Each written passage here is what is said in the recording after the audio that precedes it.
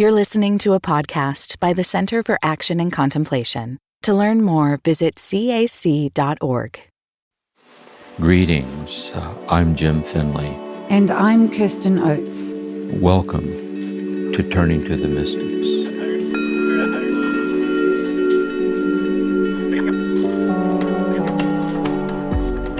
Welcome everyone to Season 9 of Turning to the Mystics, where we're turning to the anonymous author of The Way of a Pilgrim.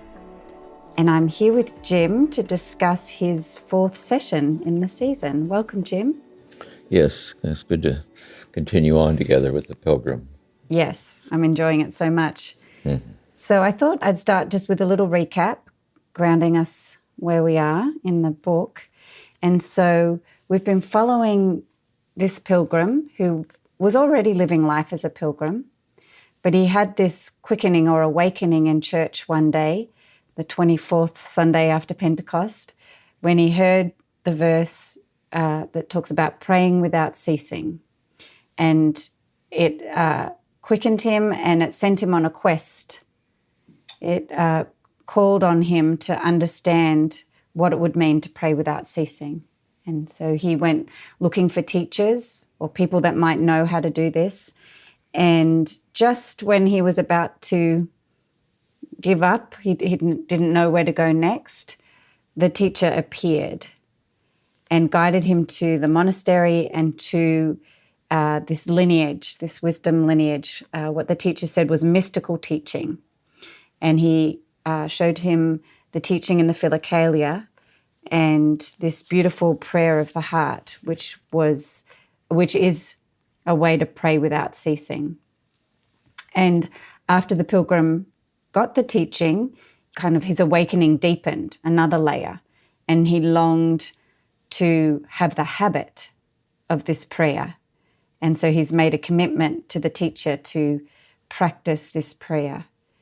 So I thought, Jim, it might be helpful just to read the instructions the teacher gave him. So as we talk about the prayer, people have it in mind what the pilgrim's actually trying to do.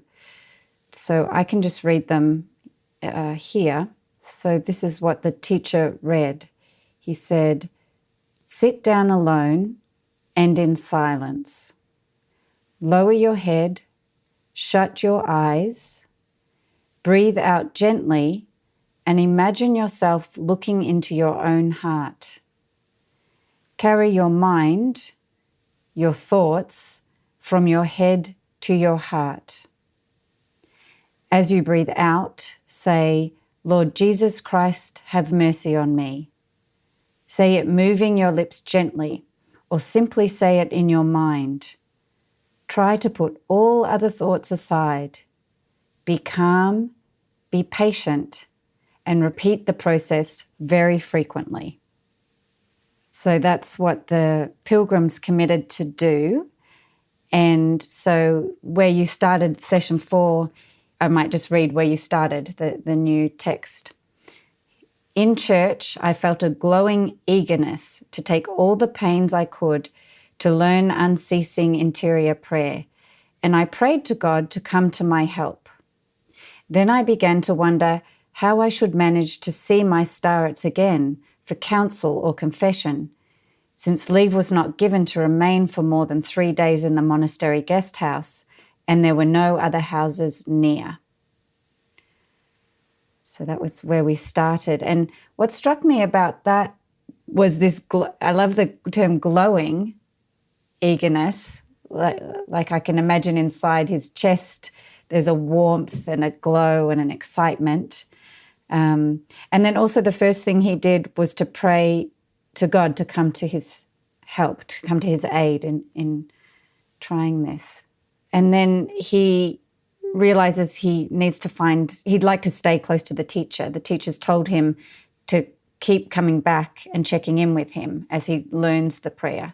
So as he makes this commitment, he now turns to the practicalities. But where am I going to live? Yes. And so if the way we're proceeding here is taking little details the pilgrim shares and then bringing them out into the open as guiding aspects of our own search for God. So although the details may be very different than the details of the Pilgrim, the underlying transformative graces are pervasively ribboned throughout all the mystical teachings of the mystics. And so right here then, one of these teachings is having found a teacher, how to keep in touch with the teacher for guidance, because the teacher says the inward process requires guidance for someone who's already been transformed mystically in the teaching, because we're subject to self-deception. And so the Pilgrim is fortunate that he has his guide. And I said, okay, when I was in the monastery, I had Thomas Merton. And some people, they do have a contemplatively grounded spiritual director they can go to for a guide. But a lot of us don't. A lot of us don't have that. But what we do have is we have the prayer itself, our own prayer to God. We have the scriptures. We have discerning God's will and the unfolding of the details of our daily life. And we have the text, the deathless presence of the teacher.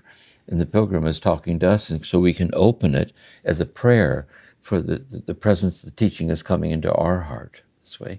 And our hope is that in these podcasts, that like the oral tradition, hearing it spoken this way, it will also then touch the listeners as a source for them on this path that they're being led by God to more deeper states of experiencing and responding to God's presence in their lives. And along those lines, for the Pilgrim, he needs to find somewhere to live.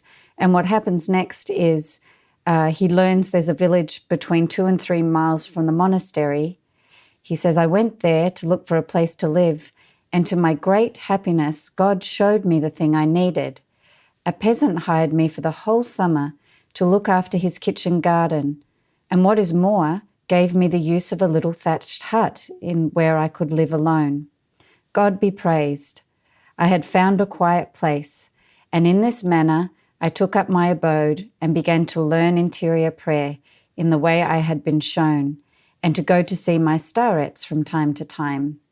So along the lines that you were just talking about, Jim, his life unfolded in this graced way that showed him just the next thing to do, which is to settle in this house. He can be close to his teacher. And do you think this kind of synchronicity, when you're in this flow of desire and longing, that often things arise in this kind of way? I do. I think when we're on this path, there's unexpected graces encountered along the way. Like connecting the dots, like we're following this path, these things. And I also think that for us, he finds his place to practice this prayer, this contemplative prayer. And so for us, our place of practice, we can say it anywhere, but the day-by-day practice is our home is the place. And a lot of people have a certain place in their home, a certain chair they sit in, or they might have a little altar with the scriptures and a candle. So that's like your place you go to in your home, where you cultivate this rendezvous with God until it becomes more and more habitual throughout the day. Mm-hmm.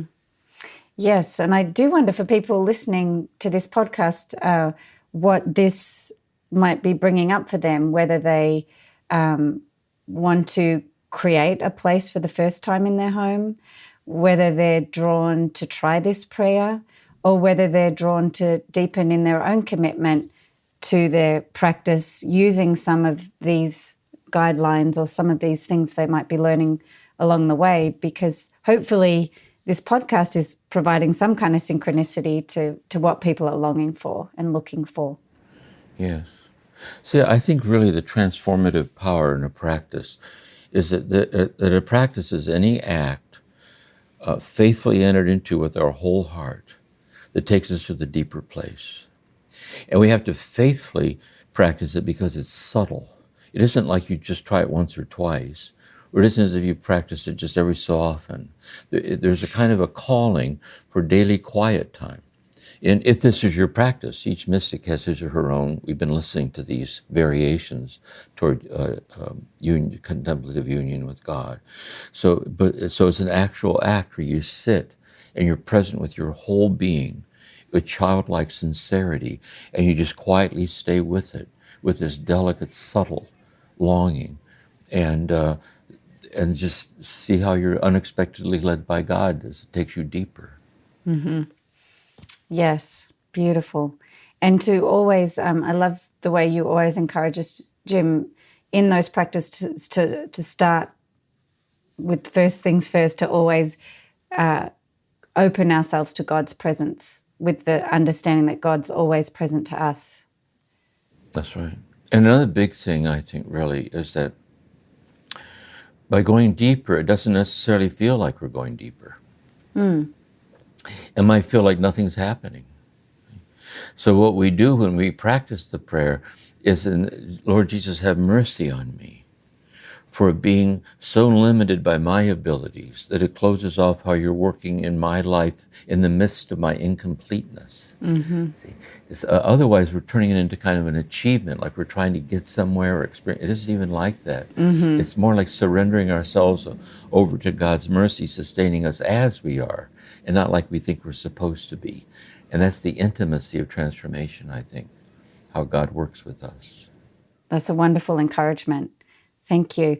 And it's a good lead into this next section, because I wonder if you think the Pilgrim's going deeper in this section, where it says, "For a week alone in my garden, I steadily set myself to learn to pray without ceasing, exactly as the starets had explained.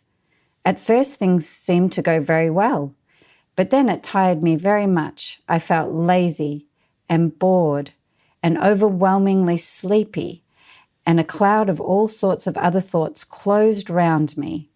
I went in distress to my starets and told him the state I was in."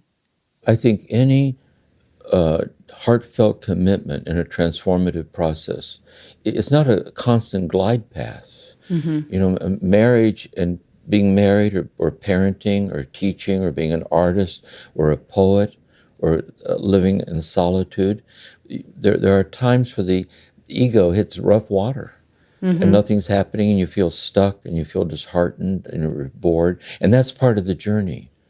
That's part of the journey, is to know that. So we sit with that and listen to that and ask for God to sustain us in our boredom, or sustain us and guide us in the midst of not knowing where to go next. And that constancy of an underlying sincerity of being led by God on God's terms for us to walk our path and not ours is itself a very intimate part of where we go deeper, I think.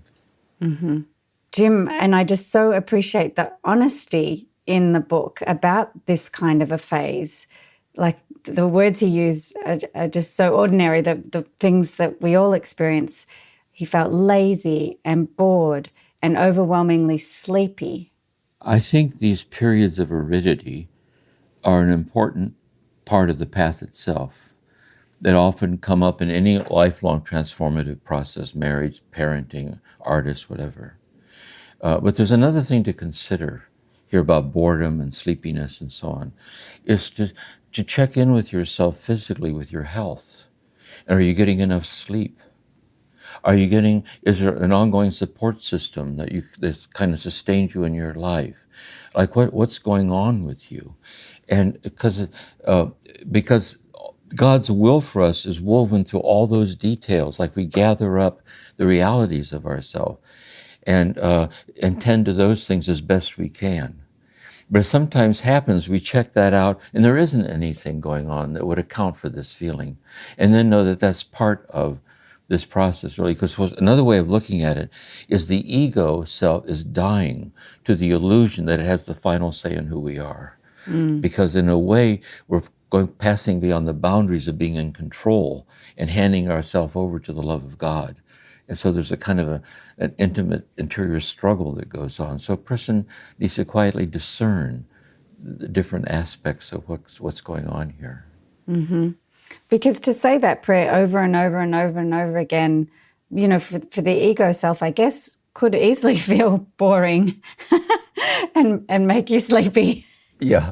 Sometimes I used to think that the gate to mystical union over big arch has the word boredom written over it. Because in a way, on purpose, nothing interesting is happening. As a matter of fact, like the prophet Hosea about Israel, God says, "I will lead her into the wilderness and I will speak to her heart." See? So as long as we're surrounded in the complexities of what we can do and we can't do, we're trying to get beyond that. But the point is, getting beyond that means leaving it behind. And we're so accustomed to it. Even though it's claustrophobic, it's infinitely less than what we long for. We have to be willing to go through a transformative process of resting. At one level, nothing's happening.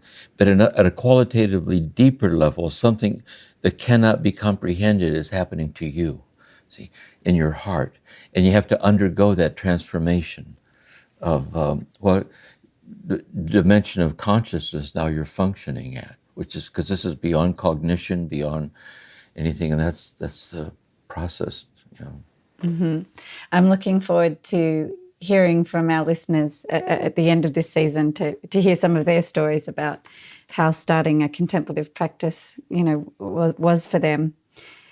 This other description I thought really helpful too, the way he said, as he's trying to live into this prayer, a cloud of all sorts of other thoughts closed around me. It's a great image, the way you can feel like you get so distracted or taken out from the ability to concentrate on the prayer and concentrate on the image of Jesus and concentrate on the flowing down into the heart. Yeah. Yeah, another insight I think here with this is that a lot of this has to do, see, have mercy on me, have mercy on me. But have mercy on me for the ways I tend not to be merciful enough towards myself. Because sometimes we're harsh and punitive and impatient with ourselves. And really, this is realizing God's infinitely in love with you in the midst of your inabilities, not in the midst of what you can overcome. So a lot of this really has to do with the tenderheartedness towards yourself, concretizing God's infinite mercy for you. And so mercy upon mercy upon mercy. And it's oceanic, and it just keep leaning into it and stay with it, and be patient and open. Mm-hmm. Lovely. I think it's also important to discern that this is for you.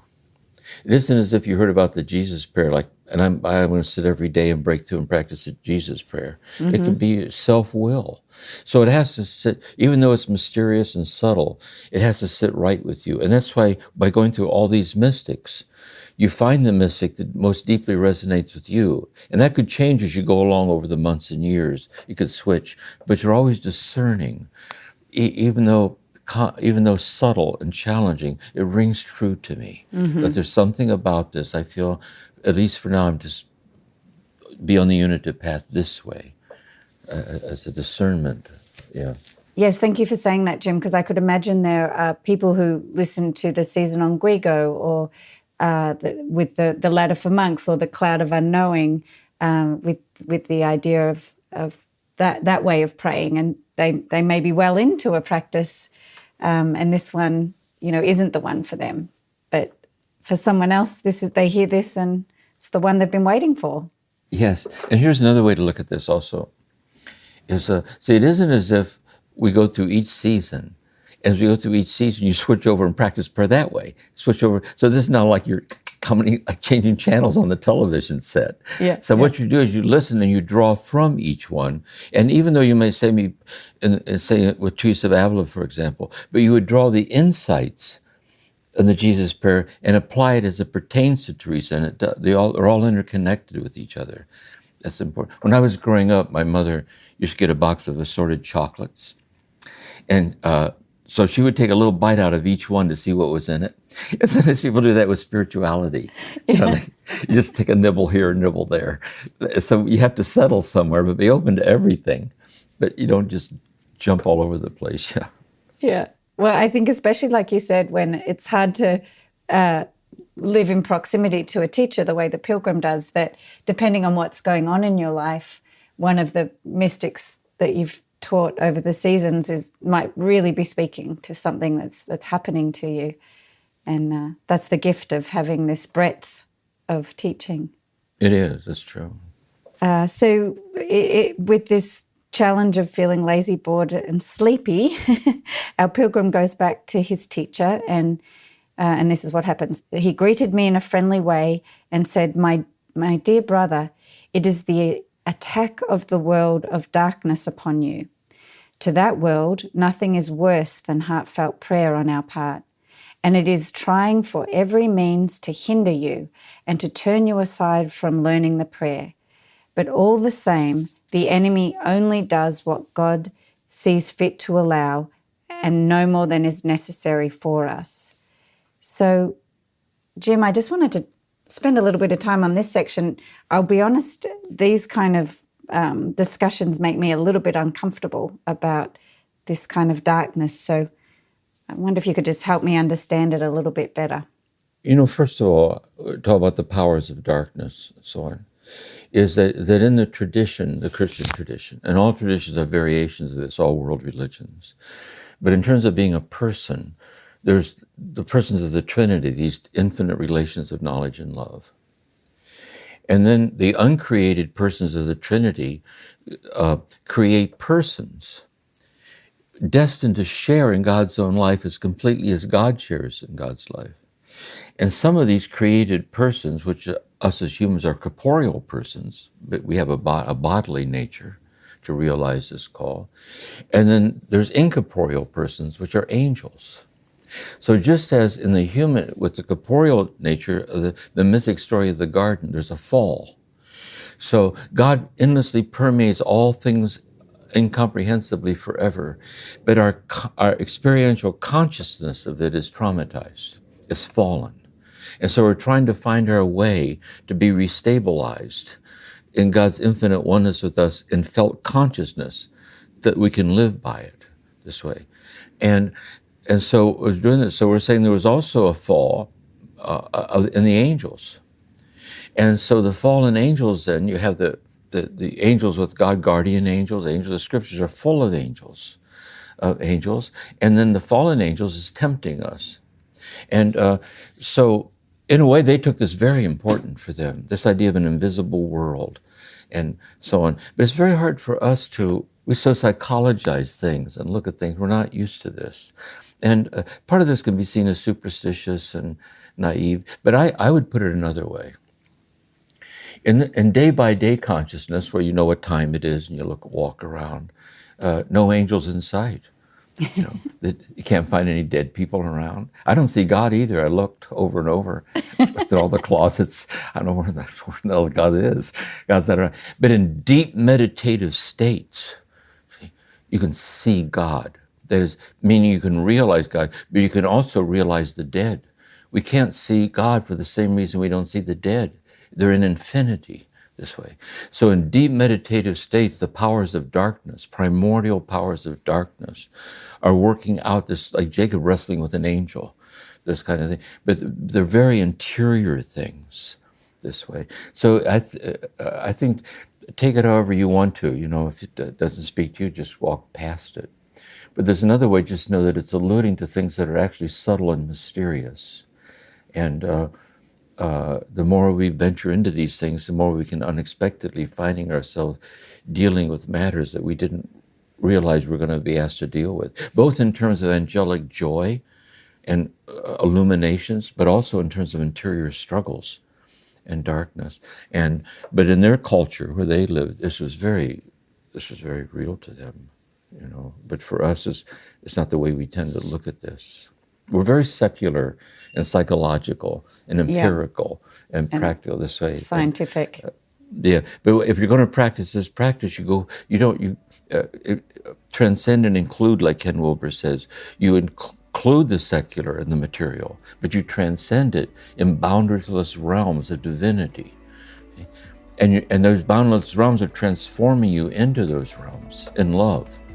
And this is very mysterious. This is why we need guidance and patience and humility and calmness and stay grounded and stay open.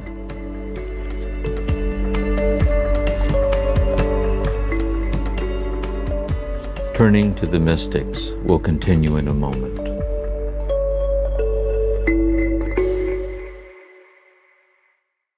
Many of us feel increasing anger at injustice, violence, and indifference in our world today. Join us March 14th for What Do I Do With My Anger? An online gathering featuring Richard Rohr and Brian McLaren. Learn ways of transforming anger into loving action, inspired by Father Richard's new book, The Tears of Things. Register today at cac.org/anger. That's cac.org/ANGER. What does it mean to embody salt and light? In 2025, Richard Rohr's daily meditations turn to Jesus' timeless metaphor for reflecting love into the world. Amid this season of uncertainty, join us in living with trust, being salt and light. For 18 years, the daily meditations have inspired thousands of readers like you. Subscribe today at cac.org/saltlight2025. That's cac.org/SALTLIGHT2025. It's interesting because you're talking about current society being so psychological, and this book doesn't really touch into psychological. So he doesn't share, the he says a cloud of all sorts of other thoughts closed in on me, and he doesn't say, it's how my mother rejected me or my father died when I was a child, or there's nothing psychological that he brings to the starets, but that's more what happens in today's world. Do you think, Jim? I think so. Well, first of all, sometimes the saints do talk about it. Like Teresa of Avila, she did her spiritual memoir, and she talks about her experiences and how she experienced it. But a lot of the mystics, that isn't what they were, that wasn't real. Mm-hmm. That wasn't. But we're so taken to science, and I'm a clinical psychologist, and through psychology. But Jesus did not die on the cross to save your personality. That we are our personality as a mode of the mystery of ourself that's ultimately divine. Mm-hmm. And so the one for me, I was immersed in this in the monastery, really sitting with a loving heart and taking to heart the beauty of these passages can really help us find these more interior realms of God's oneness in our life that include but transcend explanation. Mm-hmm. Science and so on, Yeah. So it is the case that psychological things may arise in this cloud of thoughts that overcome us that will need to be dealt with, like you guided us earlier on about how's your health, how's your psychological health, how's your physical health, so there may be things that are unearthed that do require psychological support, but that's not what the prayer's about. The prayer's not the prayer's taking you somewhere deeper. Yeah, so like in our bodies, for example, we go to a physician for our bodies. You can't pray your diabetes away, right? Or your cancer, right. You can't. And so Ken Wilber says we have to heal the suffering at the level where the suffering is. Likewise, I used to give a talk every year at the training program here in LA for spiritual directors on the distinction between clinical depression and the dark night of the soul. And so we need to tend to the levels of ourselves at those levels, just to be responsible for ourselves, because the holy life is the integrated whole life. It's And then the way the teacher responded about the world of darkness that you're helping us understand a little better. What's coming up for me when you talked about the angels and the fallen angels in this invisible world, it's reminding me of nightmares I had when I was a little child. Mm-hmm. And I felt afraid in the dark about, dark forces that might be there. Lately I've been studying again a deep study on Dante, the Divine Comedy, where he journeys through hell, purgatory, and heaven. And they're really seen as evolving gray states of consciousness, being led up to God, the brilliant light of God, this mystical rose. And it's very dreamlike. And I think a lot of deep psychotherapy is dreamlike. One Jungian analyst once said, when we're going through some major thing in our life, we can't figure it out, ask yourself, if this were a dream, what would it mean? See? And so there's a kind of a mythic, dreamlike, poetic, expansive sensitivity to things that get missed if we're too locked into the practical, empirical things, because we are that, but we're infinitely more than that. And that's what all this is about, journeying into the infinitely more concretely in your life, in your heart. That's helpful. And can you just help me understand this sentence? But all the same, the enemy only does what God sees fit to allow, and no more than is necessary for us. Yes. Thomas Merton once said, each one of us has something in our life that we must struggle with very hard, or it might destroy us. He said, this is the cross in our life. And Teresa of Avila says, these struggles we go through, but we'd be a lot worse off without them, because as we face them, they build character. Mm-hmm. So there's this idea, again, this kind of poetic thinking, that these powers of darkness tempt us kind of poetically to strengthen our character, to turn more deeply to God.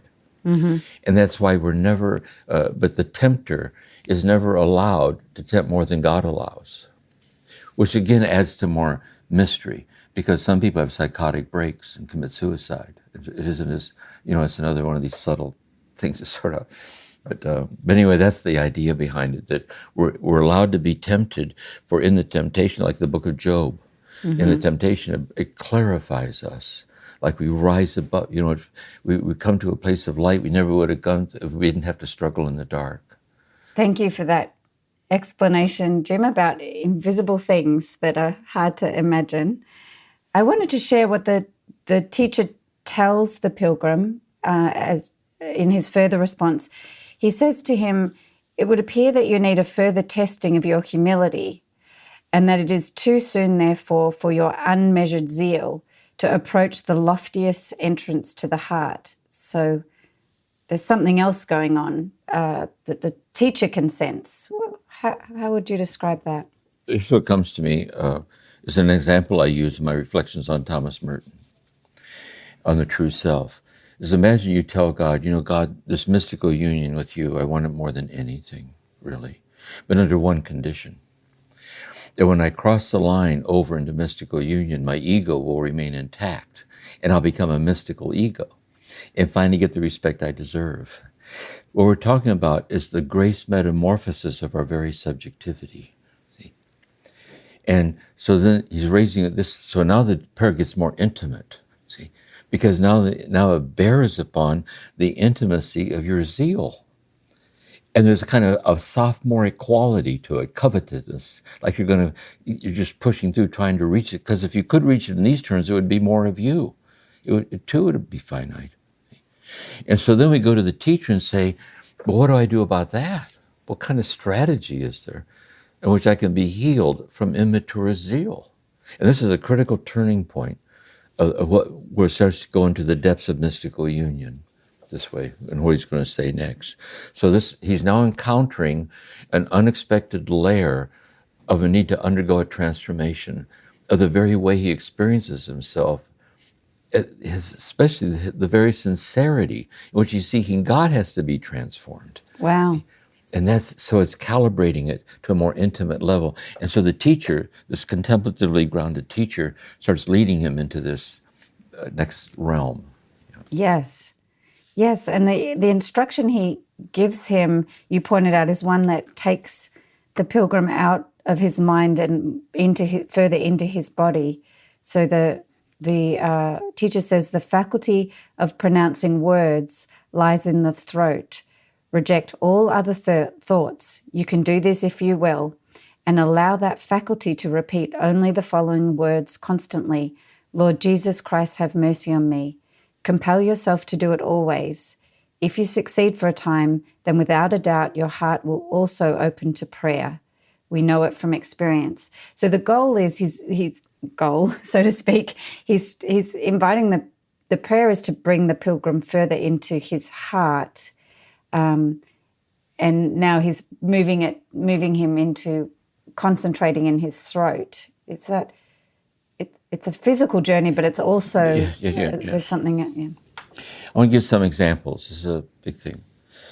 For example, let's say you go to an art museum, and you're kind of rushed to get there, and the rest of the day. But as the hours go by, and you slowly walk from painting to painting to painting, there's a descent into a qualitatively way of being more holistically present to beauty this way. And it's not in your head. I mean, it's not an analysis where you'd explain the painting or define it. You can do that, what school of art it was from. But really, the aesthetics is experience of beauty. In the same way, you can spend a long time alone in nature, like here at the ocean or walking in the mountains. And you can feel moving from thought down into more kind of a grounded oneness with a primordial mystery of the darkness of the night, whatever it is. So this is where he's leading him from his head, where he has the words, he has his intentions, he has all this, and he's leading him out of his head as his base of operation. See, it's too top-heavy with this conceptualization of intention. And so what he's saying there is suggesting, and this sort is very much like yoga. See, when he has him sit and lower his head, his heart this way, it's a kind of a groundedness. Zen is very much like this too, and yoga, it's the whole bodily self. And so in your imagination, your intention is to realize that the throat is saying the words, not your head. The head has the thoughts about the word. So you're dropping from your thoughts about the word to your throat, like the somatic, the physical. The word became flesh and dwelt among us. It isn't that the word became a great idea about who we are and dwelt among us, but the word became, the flesh is this, so we're dropping down into that. And that's going to move us to the heart. And the heart is not just the heart center, as in the chakras of the heart is that place in us where our heart and God's heart is one heart. See, the realm of the heart is this unitive love of non-distinction between ourself and God in love. And so he's moving him then out of his head to the throat, and then from the throat, which will lead to the passage on the way to this heart, to this union. And then he says, and if you compel yourself to do it always, if you succeed for a time, then without a doubt your heart will also open in prayer. So let's say you're sitting this way, very intent, it's all very calm, you've been at this for a while, and unexpectedly, all of a sudden, there's oneness. This oneness beyond words, beyond thought, it's just like God in all directions. God, life of my life, breath of my breath, this way. And then it might last just for a few moments. But when it does, it's experiential tasting of a oneness at the path that will become more and more habitual. It's like a reassurance of where all this is taking you. And so it's an important point, really. Lovely. So he's giving him a couple of physical cues. The first is he's to listen to his own voice in his throat. Is that how you read it, Jim? Yeah, it's almost as if, let's say the monastery, I used to chant the Psalms. Yeah. So it's almost as if you could take a psalm, anything, and read it, but don't think about what you're reading. Mm-hmm. Just let your eyes see the words and say them. See? Mm-hmm. But don't stop to comment on what you're reading. Don't try to explain it. Don't try to, just go into the flow of words as words sincerely said, and stay with the flow. Like listen. So the words are more like listen. And I think these texts are like that too. It's more like listening to music when you think about it in a way. The very cadence of the language, it doesn't lend itself to stopping to grasp it, but helps us to move with the flow of some ungraspable immediacy that resonates in the beauty of what's being said. So he's moving him in that direction. Oh, lovely. So you could feel the vibration in your throat as you say it and focus on that and focus on what you might be hearing in your ears, but nothing, just be one with the sound, the words, lovely. And I think what happens also, it isn't as if you're still not aware of what the words mean, but your awareness of what the words mean falls into the background. Okay. But the music of the words being spoken by the body moves into a kind of a somatic, divinized bodily presence. This way, that's a subtle shift that heads toward the way of the heart. Mm-hmm. Yeah, lovely. He gives him another physical cue, which is he gives him a rosary, and he invites him to start using the rosary, and he actually gives him a number of times to do this now, which is 3,000, just 3,000. Yes. And to use the rosary to help count, I guess now he can count the beads. Yeah. Okay. So let's say the way he's being led by the teacher beyond the boundaries of his own abilities, as something that's deciding what's happening. His own abilities are not deciding what's happening. He's in way over his head, see, because he's in the depths of God. So he's leading him out beyond reliance on his own abilities, his own thoughts, this way, into the throat. Then the rosary, notice you hold the beads in your hand. Mm-hmm. And notice beads are universal. There's a Catholic rosary, the joyful mysteries, sorrowful mysteries, glorious mysteries. And the Buddhists have beads, the Muslims have beads. There's something about the counting, and it's, That's notice so your hand interesting. is holding, it's very physical, you're counting the beads. And then he says, say 3,000 times. What I think 3,000 times is, he's dying to his own will. See, because you're to be obedient. So really, it's a sacramental way to die to his own will. This way.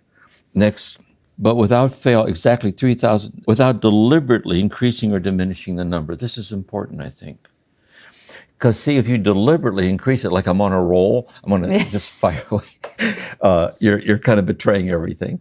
And likewise, if you, who cares? 2,999 will do. I'll stop, have lunch. So exactly, you die your own will. But here's the point also: do not deliberately increase or decrease. And I think this is another intimate point about prayer. You're saying it, but you will unintentionally increase it and decrease it because you'll lose count. And you'll lose count because you're a human being. And every time you lose count, you renew your awareness on God's guidance and circle back around doing your best to pick up where you left off. And that's the incarnational intimacy of your humanity being transformed by this love. I think that's a subtle point. Yeah. Yes. Amazing. And then he closes that section with this sentence: God will help you, and by this means you will reach also the unceasing activity of the heart. So I love it. Sounds like, you're reaching the prayer that's always taking place. You're reaching the unceasing activity that's always there between us and God. That's a very important point. I want to say that back. Let's say there's the constancy of the sovereignty of the infinite love of God pouring itself out and giving itself away as our very reality, the reality of others and of all things, rendering everything sacred and divine. The world is God's body that is bodying forth the love, uttering it into being. It's always happening. This love is always, the river of this love is always happening. The thing is, but it's not always happening in our mind. So right now, we're trying to allow our mind to step into the constancy of this love. So there's a growing underlying constancy in the mind that is the constancy of God pervading time itself, life itself, everything. See, Lovely. So the pilgrim says, I gladly accepted the guidance and went home and began to carry out faithfully and exactly what my starets had bidden. For 2 days, I found it rather difficult. I bet he did. Sounds rather difficult. Yeah. Only 2 days. But after that, it became so easy and likable that as soon as I stopped, I felt a sort of need to go on saying the prayer of Jesus. And I did it freely and willingly, not forcing myself to as before. Yeah. You know what's lovely about this too? It's radical in a paced, sensitive way, because he's pacing it. And I shared in the talk too that I have here at the beach, and the marathon, they practice the marathon out here because you have to build up to being able to run that far. And so groups of 100 or 200 people running, practicing, and they have to keep increasing it. So this is this incremental kind of strategy of gently going beyond your own abilities. And because you hit a new edge, any creative process is like this, you hit an edge. You struggle with the edge, and all of a sudden what was the struggle becomes the way itself. See? And you realize, after going through that over and over, you're qualitatively able to be in the stream of something that's become part of you that at first you found quite too much. And that's another piece of this, I think, this way. Yeah. By the way, another important piece would be this. If he would come to the starts, and he doesn't, and say, I'm confused, didn't work, he would have, let's go back and start at 1,000. See? And if that's too much, let's do 300. Let's see you next week. In other words, he's always tracking with the pilgrim and watching where the pilgrim's at, because that's where God's at this way. So he's leading him in this direction. And I think maybe for the sake of the text, in a very streamlined way, you don't go into things. Yes. Yeah, it makes for good reading too, the way they've laid it out. It does. Yeah, It makes really it's lovely does. reading. It's like a movie. Yeah, it's lovely. Yeah, beautiful. So that's that was just a lovely little section where he moved from this first try and feeling lazy and bored and overwhelmingly sleepy to feeling he was praying freely and willingly, not forcing myself as before. Just a lovely little journey he's taken in this week's session. So, Jim, thank you for delivering this to us in such a beautiful way. And I appreciate you going back over what you went through in this way today. It's been really helpful to go step by step. And that's why I say with these matters, that's why I say repetition is not redundant. Yes. Because these insights are so subtle. You have to quietly sit with them. And the more you sit with them, the more it soaks in. And it grows and deepens with time. So yeah, it's a grace. It's very good. Lovely. Thank you, Jim. Thank you, Corey. Look forward to next time.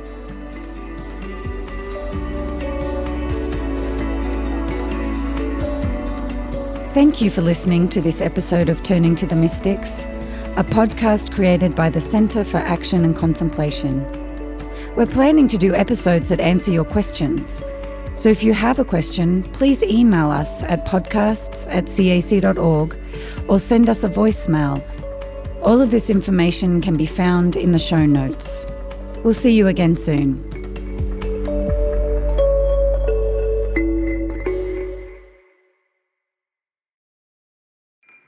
Do you feel called to walk a more contemplative path?